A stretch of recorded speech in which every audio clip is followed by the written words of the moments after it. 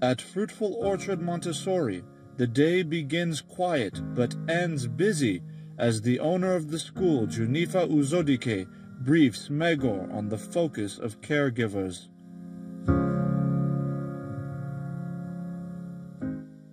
I was thinking that to help the parents understand how to nurture their child's potential, we'll be looking at 3 areas. We're going to be looking at the child like a plant. And so how you care for the plant. Think about the container.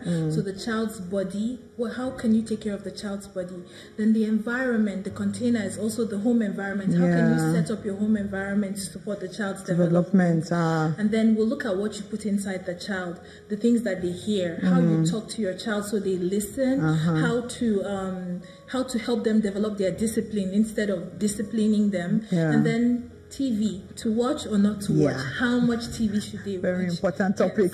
And then more practical tips that they can easily deploy when they get back. Definitely. Yeah, I'm a fan of the Montessori system of education. Today we're in the Fruitful Orchard Montessori School in Gwarinpa, Abuja, which is where my kids go to. And the Montessorian happens to also be a partner with our Educate a Child program and the Equip a Mother program herself, because together we are hoping to change the mindset of parents on how to raise their children. So even though I'm involved in the policy level to, bring about change in terms of the way ECD policy in Nigeria is being implemented, I also believe in a bottom-up, top-down approach if we're going to do anything. So at the community level, we're helping to build capacity amongst people, both parents and then caregivers, school owners and stuff, to be able to also replicate this kind of environment. It doesn't exactly have to be like this, but in fact, we're working on a project that will actually help even the woman in the village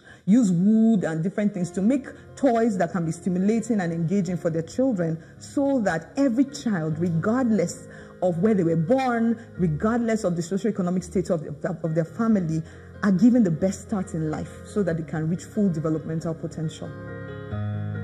Remaking and improving herself is a focus, and for Megor, that means enhancing her ability to connect with others. It's important to keep developing myself and to keep working towards becoming the very best version of myself. So I'm actually involved in a lot of other things. One of the things I'm passionate about as a medical doctor is making sure that people get easy, simple information that they can translate into lifestyle changes. Okay, it was one of my frustrations when I worked in the hospital, where you would finish talking to a patient and then the patient will go and do what the neighbor said or what the mother-in-law said, and you're wondering, why is that one more influential than mine? And it dawned on me that for most of us, especially in that setting, we were not really communicating, because if the person doesn't get it, it doesn't matter how long you spend, the person doesn't get it. So one of the things I do also is that I co-anchor a show on Christian Broadcasting Network, CBN. It's a segment on the Living the Life show.